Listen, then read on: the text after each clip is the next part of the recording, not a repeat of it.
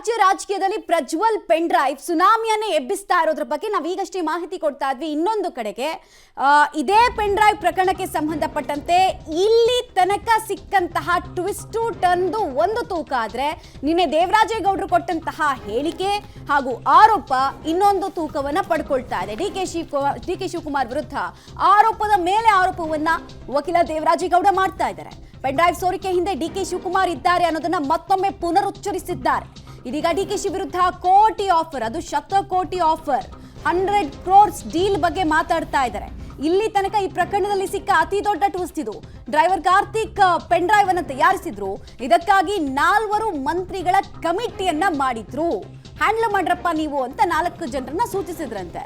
ಚಲುವರಾಯಸ್ವಾಮಿ, ಕೃಷ್ಣ ಬೈರೇಗೌಡ ಹಾಗೂ ಪ್ರಿಯಾಂಕ್ ಖರ್ಗೆ ಅವರ ಹೆಸರನ್ನ ಹೇಳಿದ್ದಾರೆ.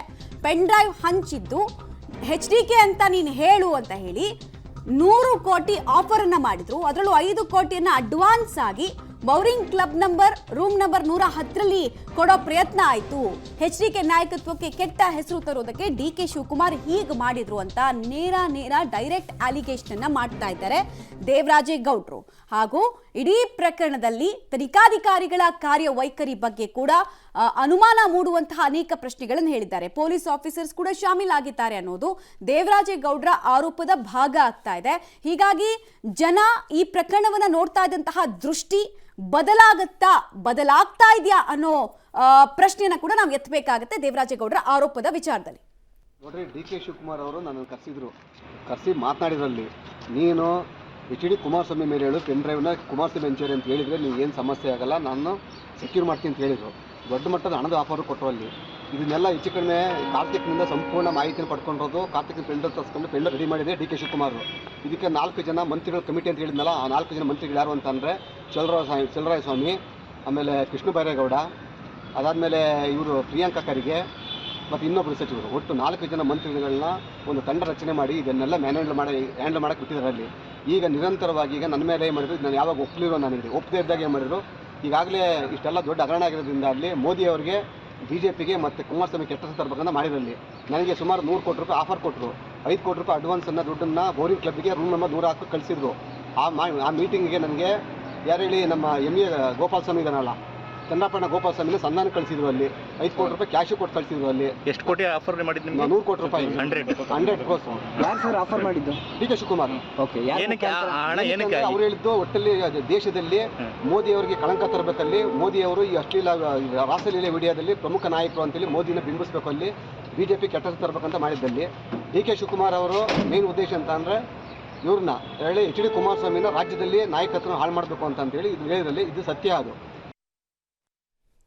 ಡೀಟೇಲ್ಸ್ ಕೊಡ್ತಾರೆ. ನೇರ ಸಂಪರ್ಕದಲ್ಲಿ ಜಾಯ್ನ್ ಆಗ್ತಾ ಇದ್ದಾರೆ ಶಶಿಧರ್. ಇಲ್ಲಿ ತನಕ ಕೇಳಿ ಬಂದಂತಹ ಎಲ್ಲ ಆರೋಪಗಳಿಗೂ ಒಂದು ತೂಕ ಆದ್ರೆ ದೇವರಾಜೇಗೌಡರು ನಿನ್ನೆ ಕೊಟ್ಟಂತಹ ಸ್ಟೇಟ್ಮೆಂಟ್ಗೆ ಬೇರೆ ರೀತಿಯಾದಂತಹ ತೂಕ ಇದೆ. ಬಟ್ ಆರೋಪ ಮಾಡೋದಷ್ಟೇ ಅಲ್ಲ, ಅದಕ್ಕೆ ಕೊಡಬೇಕಾಗಿರುವಂತಹ ಪ್ರೂಫ್ ಅಥವಾ ಸಪೋರ್ಟಿಂಗ್ ಪ್ರೂಫ್ ಅನ್ನ ಕೊಡೋ ನಿಟ್ಟಿನಲ್ಲಿ ಏನಾದರೂ ಸಿದ್ಧತೆಗಳಾಗ್ತಾ ಇದೆಯಾ? ಮತ್ತೆ ಹಾಸನ ಭಾಗದ ಅನೇಕ ನಾಯಕರ ಹೆಸರನ್ನ ಅಲ್ಲಿ ಅವರು ತಗೊಂಡಿದ್ದನ್ನು ನಾವು ಗಮನಿಸ್ತಾ ಇದ್ವಿ. ಅವ್ರ ಪಾತ್ರದ ಬಗ್ಗೆ ಸ್ಥಳೀಯರು ಏನ್ ಹೇಳ್ತಾರೆ ಅಂತ.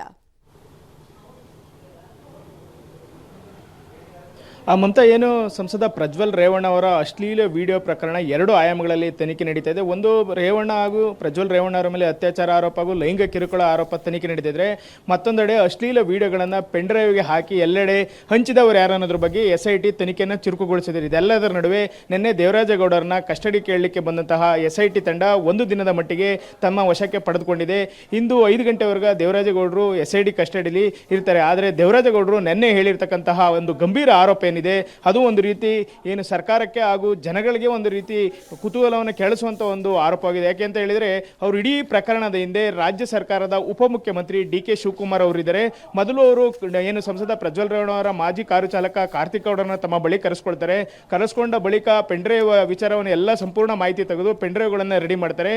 ಇದನ್ನು ಹ್ಯಾಂಡ್ಲ್ ಮಾಡಲಿಕ್ಕೆ ಸರ್ಕಾರದ 4 ಸಚಿವರನ್ನು ಸಹ ನೇಮಕ ಮಾಡ್ತಾರೆ. ಚಲುವರಾಯಸ್ವಾಮಿ, ಕೃಷ್ಣ ಬೈರೇಗೌಡರು, ಪ್ರಿಯಾಂಕ ಖರ್ಗೆ, ಇನ್ನೊಬ್ಬರು ಸಚಿವರನ್ನು ಸಹ ಇದು ಮಾಡಿ ಏನು ತಯಾರು ಮಾಡಿ ಅವರೆಲ್ಲರಿಗೂ ಸಹ ಕಮಿಟಿಯನ್ನು ರಚಿಸಿ ಎಲ್ಲ ಕಡೆ ಪೆಂಡ್ರೈವನ್ನು ಡಿಸ್ಟ್ರಿಬ್ಯೂಟ್ ಮಾಡಿಸ್ತಾರೆ. ಒಂದು, ಕುಮಾರಸ್ವಾಮಿ ಅವರಿಗೆ ರಾಜ್ಯದಲ್ಲಿ ಕೆಟ್ಟ ಹೆಸರನ್ನು ತರಬೇಕು, ಅಲ್ಲದೆ ಲೋಕಸಭಾ ಚುನಾವಣೆ ಸಮಯವಾದ್ದರಿಂದ ಮೋದಿಯವರಿಗೂ ಸಹ ಈ ಪ್ರಕರಣದಲ್ಲಿ ಕೆಟ್ಟ ಹೆಸರನ್ನು ತರಲಿಕ್ಕೆ ಪ್ರಯತ್ನವನ್ನು ಪಡ್ತಾ ಇರೋದು ಡಿ ಕೆ ಶಿವಕುಮಾರ್ ಅವರು. ಅಲ್ಲದೆ ನನಗೆ 100 ಕೋಟಿ ಆಫರನ್ನು ಸಹ ಮಾಡಿದರು. 100 ಕೋಟಿಯಲ್ಲಿ 5 ಕೋಟಿಯನ್ನು ಚನ್ನರಾಯಪಟ್ಟಣದ ಗೋಪಾಲ ಸ್ವಾಮಿ ಏನು ಮಾಜಿ MLC ಇದ್ದಾರೆ ಅವ್ರ ಕೈಲಿ ಬೋರಿಂಗ್ ಕ್ಲಬ್ಗೆ 110ನೇ ನಂಬರ್ಗೆ 5 ಕೋಟಿ ಅಡ್ವಾನ್ಸನ್ನು ಸಹ ಕೊಟ್ಟು ಕಳಿಸಿದ್ರು. ಹಾಗಾಗಿ ನಾನು ಒಪ್ತಾ ಇರೋ ಕಾರಣ ನನ್ನ ಮೇಲೆ ಈ ರೀತಿ ಕೇಸ್ಗಳನ್ನು ಹಾಕ್ಸಿದ್ದಾರೆ. ಇವು ಯಾವ ಸಹ ನಿಲ್ಲಲ್ಲ. ನಾನು ಹೊರಗಡೆ ಬರ್ತೀನಿ, ಎಲ್ಲ ಸಾಕ್ಷ್ಯಗಳು ಬೇರೆ ಕಡೆ ಇಟ್ಟಿದ್ದೀನಿ. ನಾನು ಹೊರಗಡೆ ಬಂದ ನಂತರ ಸರ್ಕಾರ ಪತನ ಆಗೋದು ಗ್ಯಾರಂಟಿ ಅಂತ ಹೇಳಿದ್ರು. ಅಲ್ಲದೆ ನಮ್ಮ ಮನೆ ಮೇಲೆ ಏನು SIT ದಾಳಿಯನ್ನು ಮಾಡಿದೆ ಅವ್ರಿಗೆ ಅಲ್ಲಿ ಏನೂ ಸಿಗಲ್ಲ. ಇದಕ್ಕೆ ಬೇಕಾದಂಥ ಪೂರಕ ಸಾಕ್ಷಿಗಳನ್ನು ನಾನು ಗೌಪ್ಯ ಸ್ಥಳದಲ್ಲಿ ಇಟ್ಟಿದ್ದೀನಿ. ನಾನು ಹೊರಗಡೆ ಬಂದ ನಂತರ ಎಲ್ಲ ಸತ್ಯಾಸತ್ಯತೆಗಳನ್ನು ಜನರ ಮುಂದೆ ಇಡ್ತೀನಿ ಅಂತ ಹೇಳಿ ಅವರು ಗಂಭೀರವಾದಂಥ ಒಂದು ಆರೋಪನ ಮಾಡಿರ್ತಕ್ಕಂಥದ್ದು ಮಮತಾ. ರೈಟ್, ಧನ್ಯವಾದ ಶಶಿಧರ್ ತಮ್ಮ ಮಾಹಿತಿಗಾಗಿ. ಸೊ ಇದೊಂದೇ ಆರೋಪ ಮಾಡಲಿಲ್ಲ ಅವರು, ಇನ್ನು 2-3 ಆರೋಪಗಳಿದೆ. ಅದು ಬಹಳ ಬಹಳ ಇಂಟ್ರೆಸ್ಟಿಂಗ್ ಆಗಿದೆ. ಕಾರಣ, ಒಂದು ಕಿಡ್ನ್ಯಾಪ್ ಪ್ರಕರಣ ಏನಿದೆ ಆ ವಿಚಾರದಲ್ಲೂ ಅವ್ರು ಮಾತನಾಡ್ತಾರೆ. ಇನ್ನೊಂದು ಕಡೆ ಕುಮಾರಸ್ವಾಮಿ ಅವ್ರ ವಿಚಾರದಲ್ಲಿ ಮಾತನಾಡ್ತಾರೆ. ಇನ್ನೊಂದು ಕಡೆಗೆ 100 ಕೋಟಿ ಆಫರ್ ವಿಚಾರದಲ್ಲಿ ಮಾತನಾಡ್ತಾರೆ. ಬೋರಿಂಗ್ ಕ್ಲಬ್ನಲ್ಲಿ ರೂಮ್ ನಂಬರ್ 110ರಲ್ಲಿ ಕೊಟ್ಟಿರುವಂಥದ್ದು ಮಾತನಾಡ್ತಾರೆ. ಎಲ್ಲದಕ್ಕೂ ಕೂಡ ಲಿಂಕ್ ಮಾಡ್ತಾ ಹೋದಾಗ ನಿಜವಾಗಿಯೂ ಸತ್ಯ ಹೇಳ್ತಾ ಇದ್ದಾರಾ ಇಲ್ಲ ಸುಳ್ಳು ಹೇಳ್ತಾ ಇದ್ದಾರಾ, ರಾಜಕೀಯಕ್ಕೋಸ್ಕರ ಹೇಳ್ತಾ ಇದ್ದಾರಾ, ಇದು ಈಗ ಪ್ರೂವ್ ಆಗಬೇಕಾಗಿರೋದು.